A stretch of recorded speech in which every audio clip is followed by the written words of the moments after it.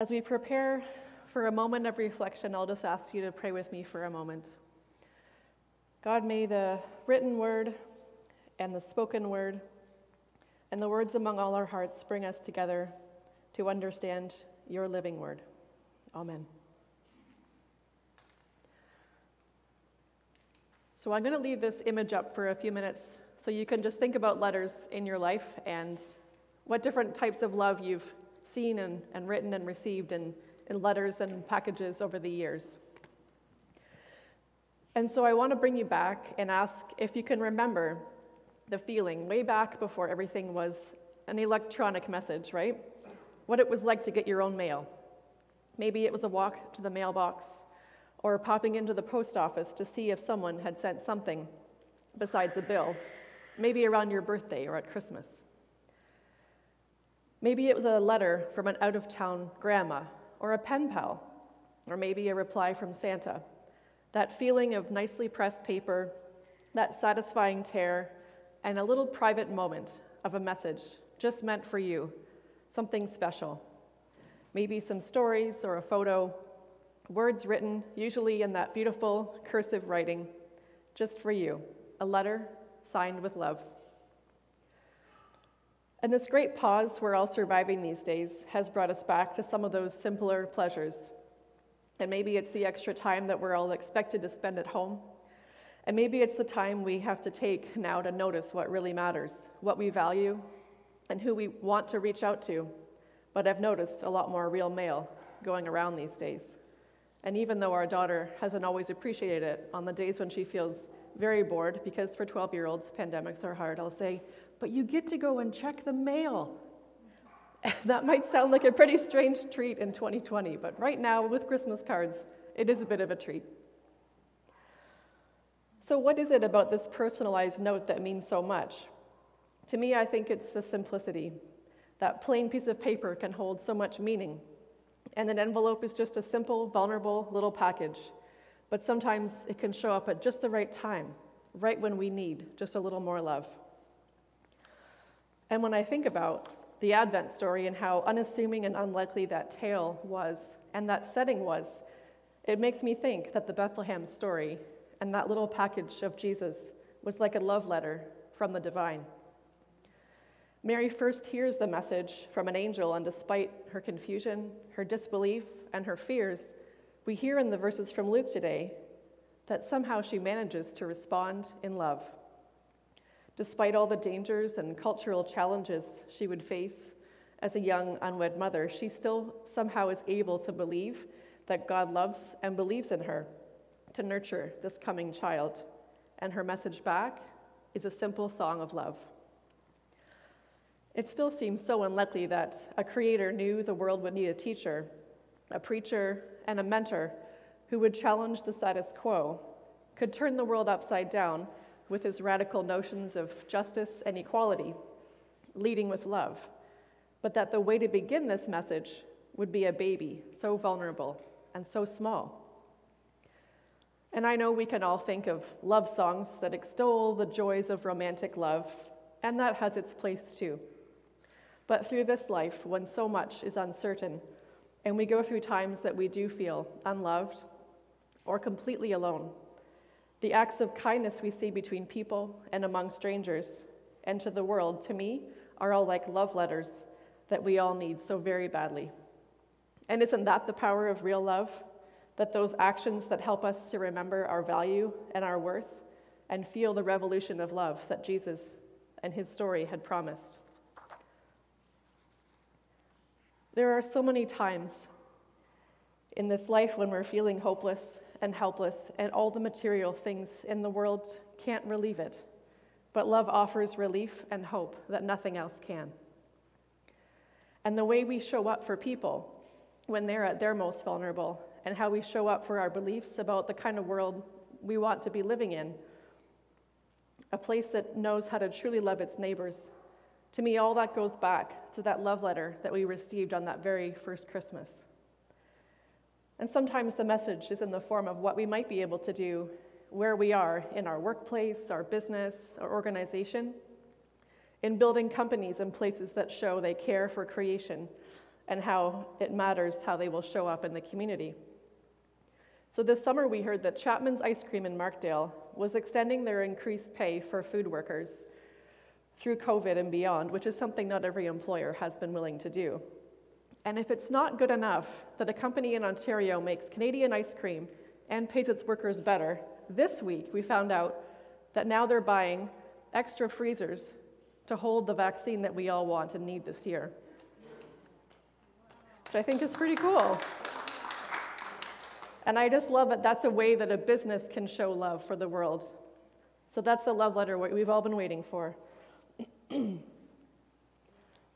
aspect that's making all of us feel so helpless is showing love when others are hurting right now. But love can still find a way. Driving around Elgin County and London this week, I've noticed signs of construction vests hanging up on posts and doorways and mailboxes. And I know that people are taking this call to support each other while they grieve the 2 young men who died in the workplace and many who were injured in the building construction site on Teeple. We cannot gather, but this show of support creates such a feeling of love and solidarity in the community as we strive for safer workplaces for everyone. And just this past month in Belmont, a young man in our community unfortunately died of the COVID virus. It's a confusing virus, and we don't always know the rhyme or reason or who it will touch and who it will spare. And somehow this mom and her 3 kids are left without a husband and a dad. And so our community wept. And there isn't a feeling much more helpless than knowing that a local family is grieving and that our main job is to stay away. But again, love found a way. Working with the volunteer fire department, a drive-through visitation was planned. And so a few weeks ago, we were marshaled at the edge of town in this super long lineup on a country road, and we all lined up and got ready for a drive-by visitation. So the firefighters kept us safe as we crossed the road, and we all proceeded by the house.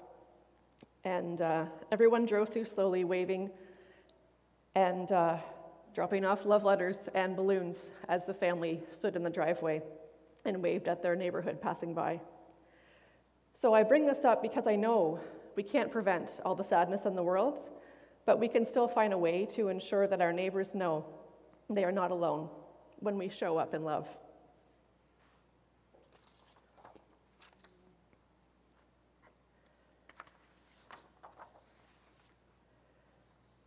I found another really beautiful example of a love letter in a book I recently read. And it's a book called From the Ashes that my sister sent to me. And it's by a Canadian who's now a proud Métis culture specialist and a professor in Toronto who specializes in Indigenous history. Along with his 2 brothers, Jesse Thistle was placed in his grandparents' home when his parents were deemed unable to care for him. And while they loved their grandchildren, it was a tough love. And it wasn't long before Jesse, his story began to follow the path of his father's, stealing and drugs, drug dealing and crime on repeat. Time and time again, he would try to pull himself out of the cycle, but between the separation and the pain from not being around his parents and the hate and shame he felt inside himself, he just kept punishing himself, and on it went in different cities across the country. But somehow, through a series of close calls and miracles, and he finally was able to see his way clear to spend enough time in rehab that he could reconcile with his grandparents before they died.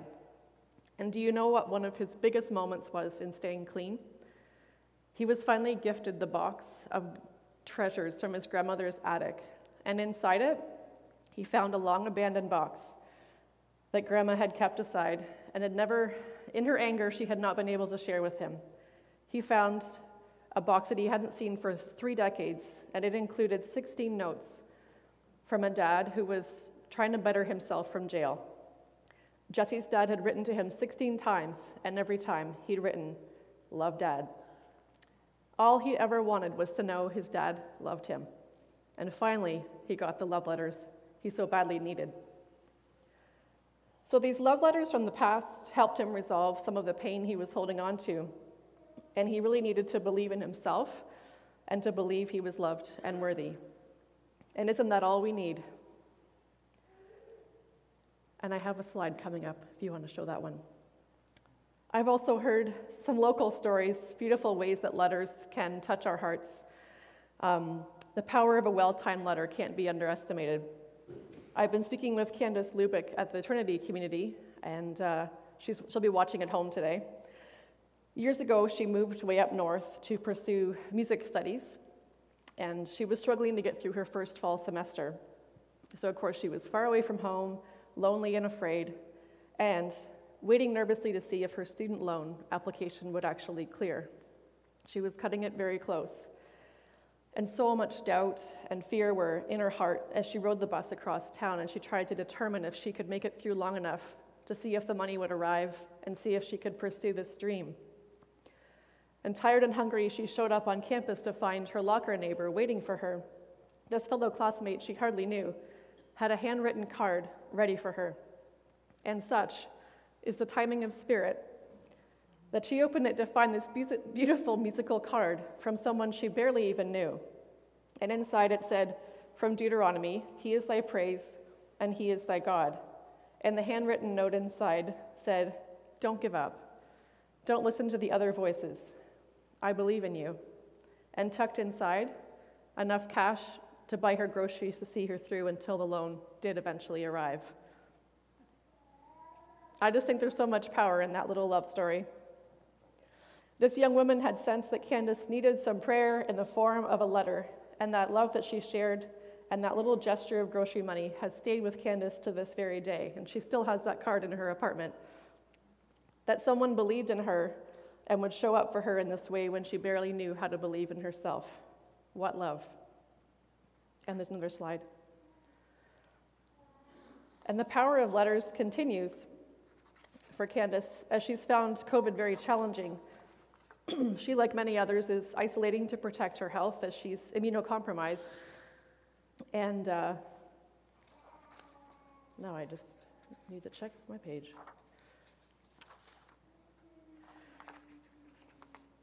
Well, this is interesting. I can keep talking about it anyway. Here we go. She has a beautiful neighbor that sometimes pops by with a surprise letter. And one day this fall, a new letter appeared in her mailbox, and it's just that little spark of joy that we all need right now when there's not much else to look forward to. So it's been a difficult year, and Candace is missing her grandmother, who just passed away in the spring. And the timing of this mystery is at work again, because Candace had recently been brought back to some happy and sad memories as she watched the Sounds of the Season concert at Trinity, and the songs brought her back to Christmas Eve, and the fact that they will not be gathering anymore because Grandma's event was always Christmas Eve, and that cannot be anymore. But when she received this letter, it was all around the same time, and so with this boost of feeling loved and seen, she wrote a note back to the neighbor to brighten her day, and she was able to use the stationery on here that's got musical notes on it, and it was stationery she'd intended to write one last letter to Grandma when Grandma was struggling and they knew she was dying. And somehow she found the strength to pay that love forward in a different way and use the letter to send back to her neighbor Judy in a show of love. And now she's gathering her strength to set up some Christmas letters for family and friends she won't be seeing in person this year. Just finding another way to stay safe while spreading love and sending some love letters to the world.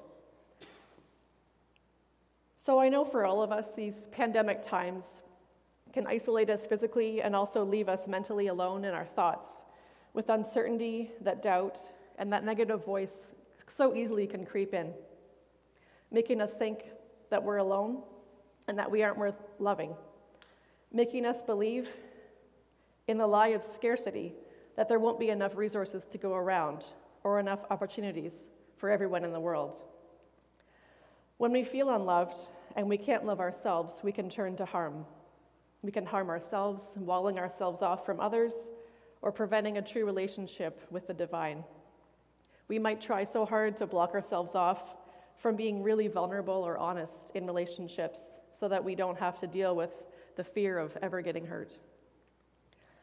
But if we let our guard down a little and bring our minds back to that plain but loving little stable scene and leave some room for Spirit to enter our hearts, we may begin to feel that hope and peace and maybe even little glimmers of joy and ultimately love. Because Advent tells a story that even in this unlikely woman's life, a baby could come which would not only transform her journey, but had the power to transform the world. This little package, sort of like a letter, to be read and opened up and demonstrate the ways that love can show up for us when we're open to it, and the ways that we can show it forward. And what better package to send to the world? A love letter to the world in infant form that tells his parents and eventually his followers, gentleness and nurturing matters. The last shall be first. We're all God's children, and love wins. Whatever the lonely and unlovable moments we have, Advent returns year after year to remind us what the world needs now is goodness and kindness and fairness. What the world needs now is love. God sent Jesus, his love letter for us, and he sends us here as love letters for one another. And I've heard it said, absurd times call for absurd amounts of love. And I hope we'll all find some absurd love in this Christmas season. May it be so.